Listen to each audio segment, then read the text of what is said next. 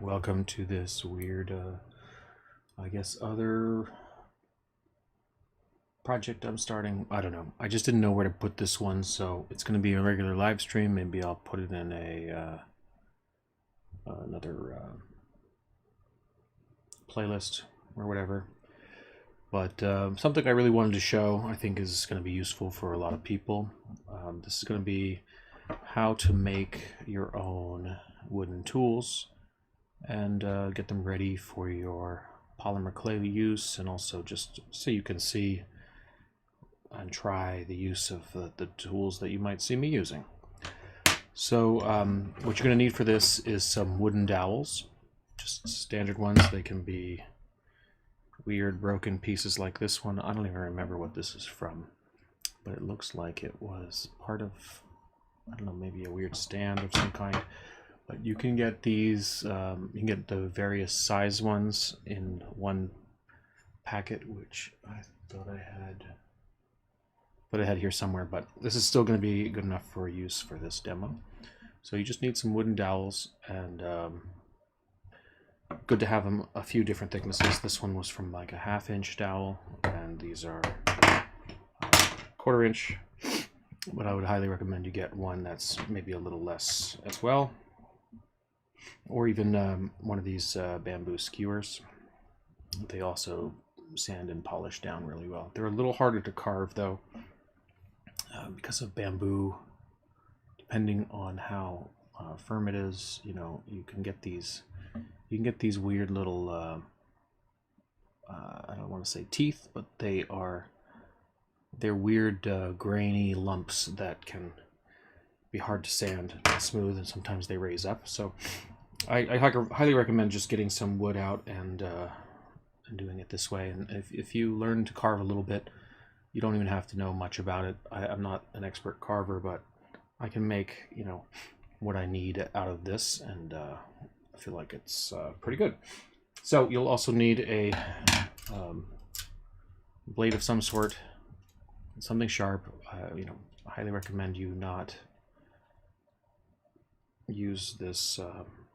Just be careful. Anything razor blades, I mean, come on. I don't have to tell everybody, but in case there's kids watching, you know, don't mess around with these. They're very sharp. You will need some sandpaper of varying grits. This is kind of my junk pile of sandpaper, but if you look at the back of any piece of sandpaper, you can see the grit number. So you'll need something in the hundreds, you'll need something in the thousands. Anything below 100 is probably useless at this point, but you know, depends on what you have. Like I have this block around from sanding drywall, compound, and these blocks also extremely useful, 1,000 and a 1,500. You can get these. I highly recommend getting these blocks because they are super easy to use, and they seem to last a really long time. And got the number nice and clean on the side there. So if you're going to get these, get something, you know, a little lower than this, maybe a 400, a 200, and then you could go 600 as well, and just, but I jump up to 1,500 all the time, and it's fine. So I'll show you exactly how. So this will take a few minutes. I'm not going to do something super quick here. That's why it's not really under the quick practice. But I'm also not going to take too long. You'll see how quick and easy this is. So the length for this, totally up to you and your hand size. But for me, these tools are about 5-6 inches long. Really depends on what holds in your hand. I have I don't know, larger hands than most, large size gloves, whatever.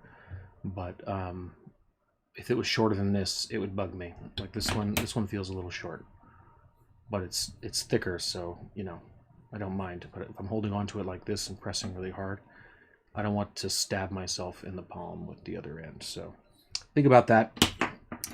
So anyway, if you want to make it 6, 7, whatever works for you. Usually you just get it out like this and mark it. Looks like I can get 2 out of this. This is probably just a 12-inch.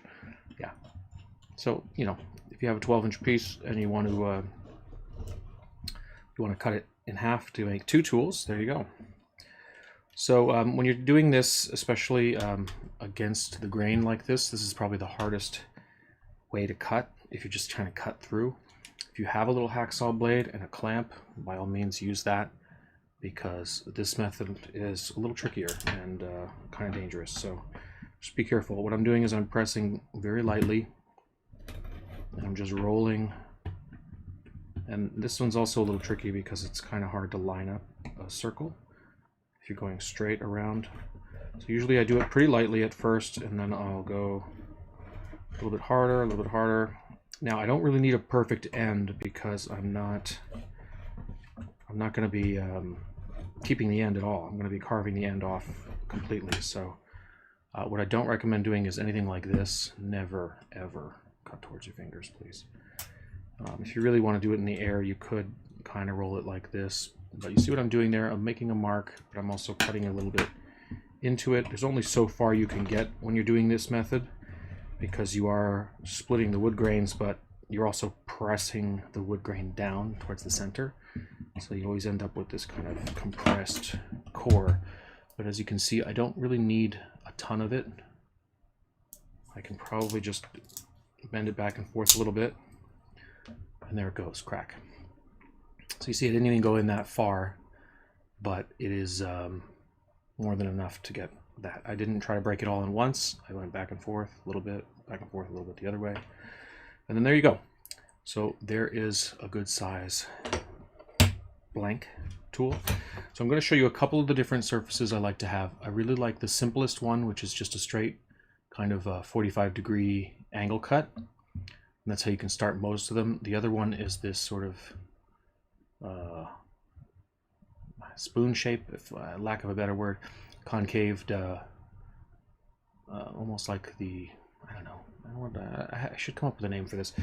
I really don't know what it's called, but it is an interesting different shape, and it's also a little bit carved from the back end. And then the only other kind really is like a straight and longer one, like this, quite a bit longer and curved outside the other way. So I'll show both, and what's cool about having a tool like this is you can do two different things on each end. So I usually mix it up a little bit. So if I want to do a concave and a convex, I can do that pretty easily. So you'll see if I'm cutting along the grain, it wants to bite right in and go right down the thing. So I'm not going straight down with the knife like this. I'm trying to just cut a little bit at an angle. And the best thing you can do is just shave off a little bit at a time like that. So you'll get little chips everywhere, but I'm not even pressing that hard. I'm holding very firmly on this and quite firmly on the knife. I'm just sort of using my fingers that are around to press. If you have one of these kind, you can actually tighten down this blade. Keeps it from sliding in and out. If you have one of these loose retractable blades, it's very annoying and slippery. You don't want to have the blade slipping in and out. If that's what you got, find a different knife. You can get real carving tools, but you really don't need it for this. So as you can see, it's not just a straight cut, obviously.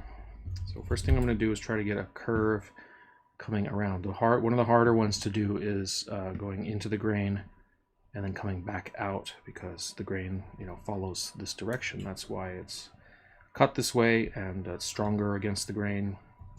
So you'll see that when you cut into it there, you'll see little bits of the end of the wood grain. But this kind of wood, I guess this is poplar or something. I'm not even sure what they are for what these dowels come in, but you can obviously get different kinds of wood. Certain hardwoods are going to polish better, have different properties.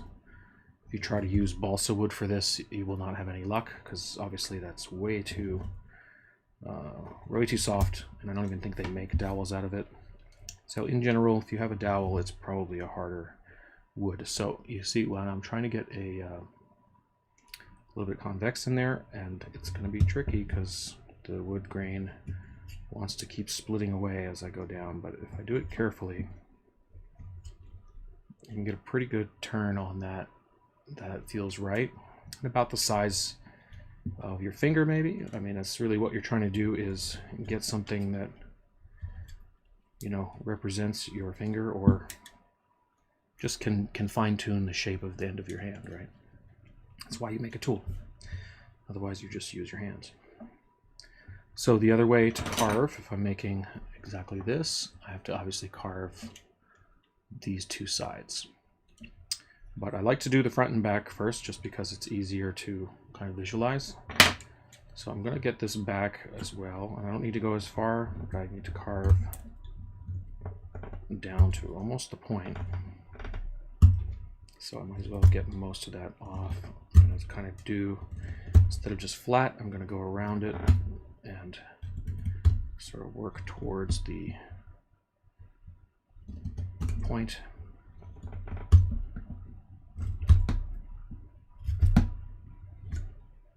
And that's pretty close. Now it's going to be this way. If you really want to, you can mark down it, but honestly, just eyeball this. It'll be fine.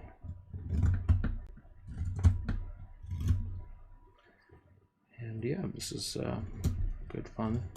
Weirdly satisfying to carve into wood like this. It does make a bit of a mess, but really not that big of a deal to clean up.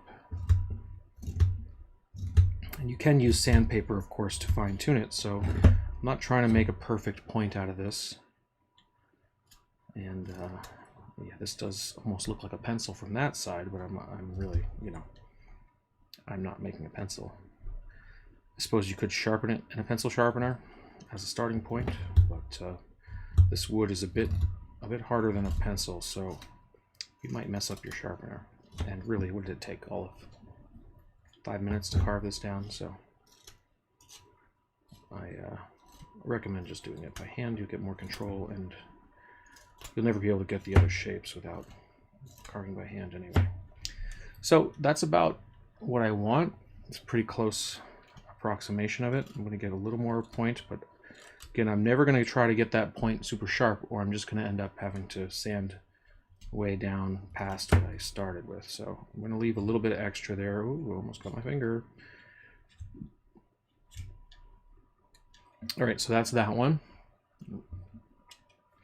Now for the other side, now whether or not you make them, I don't know, mirrored or whatever, depends on how you flip it if you want. Otherwise, I don't know, I just like to do it facing opposite directions for no reason whatsoever. So now this one I'm going to curve the other way. I'm going to make it a little bit longer in the curve.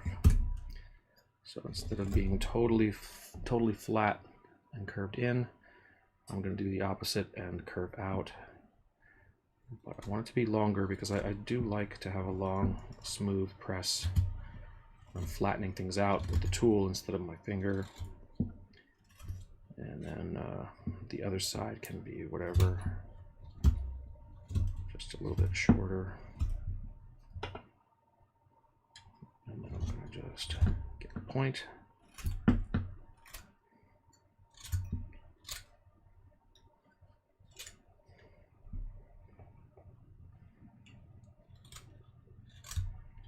And the best tool that I had ever, which I have now since misplaced, it's around here somewhere. I'm going to find it.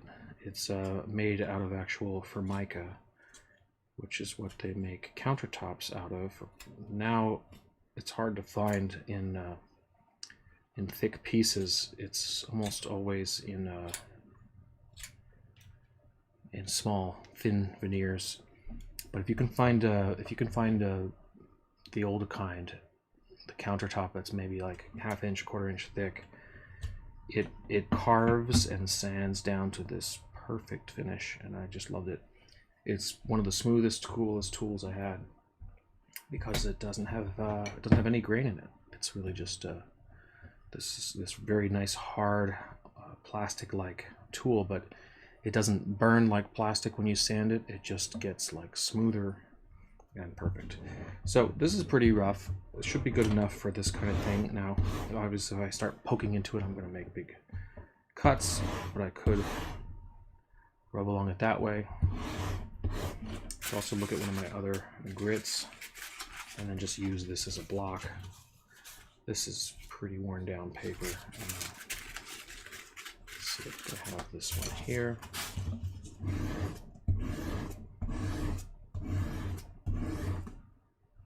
That's a pretty good one. So this is like a 220.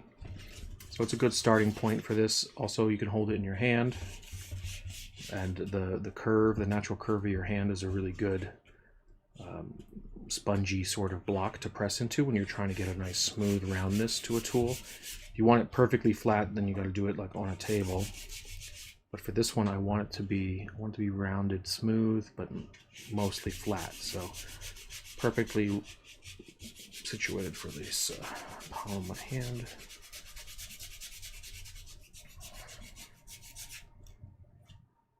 You can see, there you go. So you want to get all of the divots out, whatever carving marks you had, and just down to a nice, clean, smooth surface. And it's really not that hard, but it takes a little time. You gotta be ready to work on it for at least 15, 20. So I'm just rotating it a little bit as I go. And you'll see I'll get a nice smooth point pretty fast. Pretty close already.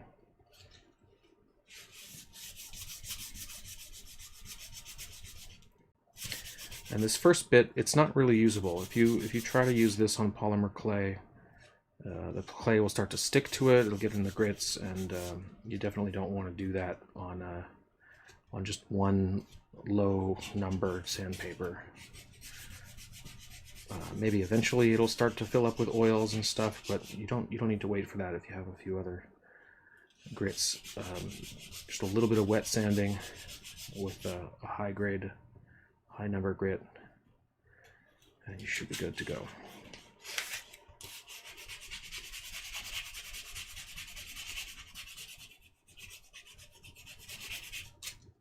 Alrighty, so I think you can guess where that's going. I don't really need to sand them both down for this demo, but just want to show everybody what you know, how simple this is. And if you really want to do some sculpting, you can't find the tools you like, you're better off just making them. I think I'll do another one later about how to make metal tools. I think there's some really good tricks that I figured out with that. But I think people will appreciate, because it's pretty hard to find them. I mean, you can always buy dental tools straight from Dental Supply, but you know, they can be quite expensive. So there it is. There's a nice little shape. I don't even want a super point on there. I want to make a nice little kind of flat rounded point, so I'm gonna kind of curve it as I go like that. There we go.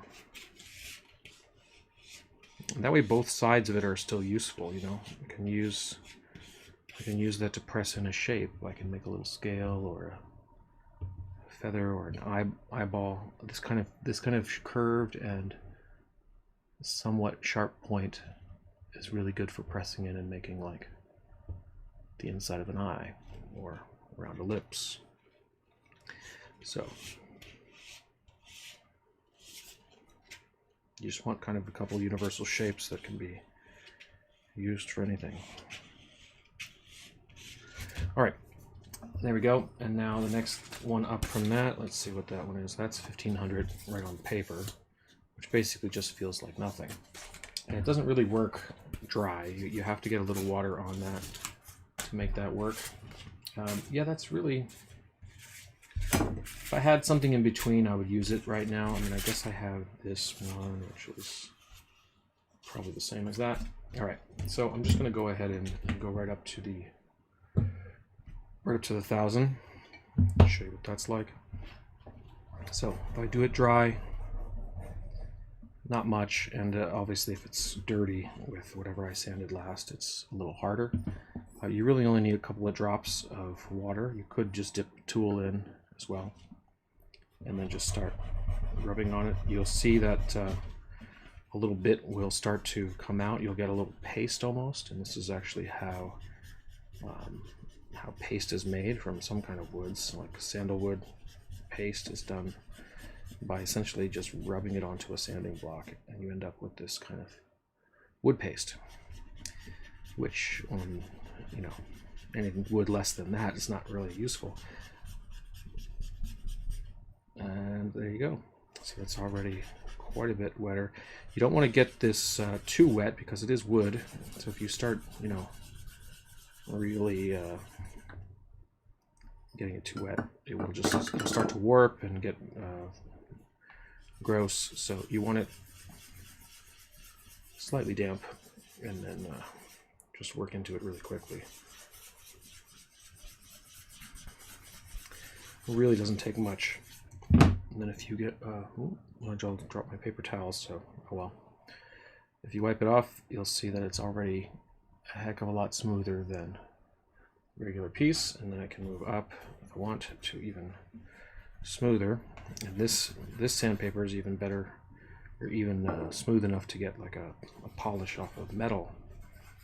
It's so smooth, but you see now it's a little dirty from the last metal thing that I sanded, but you'll get the idea. It'll still work. It's just about getting that fine grit in there for polishing. And there's of course other ways to polish things, but I don't recommend getting too much other chemicals on this, especially if you're going to go into you know, polymer clays. You don't want to mix chemicals into there. So, and also you're going to be handling it all the time. You don't want to have the smell of polish on your fingers. So I would recommend you just use a nice wet sand like that. I need my paper towels. Darn.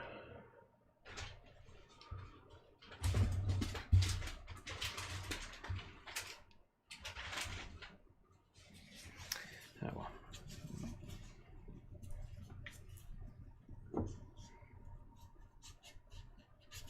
I almost had everything I needed.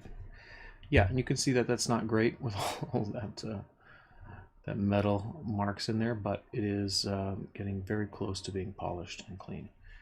So yeah, that's about it for that. You can definitely even use some of this paper instead. Clean it up a bit. The surface will get smoother and smoother, and then it won't stick to the clay. Depending on how sharp you want that, you could really polish that down, but yeah. With wood, don't get it too wet. Let it dry out maybe and try it again later. If it gets a little warped and it feels spongy, you don't really want it spongy. So yeah, I should have washed my sanding block off first, but hopefully that gives you a good idea. I think I'm about ready to stop that, and yeah, that's how to make your own wooden tools. So hopefully some people enjoyed. I did show some of this stuff before, but like I said, I'm trying to just make individual videos to make them a little easier to follow and updated with this new camera setup, which, you know, not the greatest, but it works. At least I can focus on what I'm looking at, so you can see what I'm looking at. And yeah, that's about it for this. So have fun, enjoy sculpting. See you later.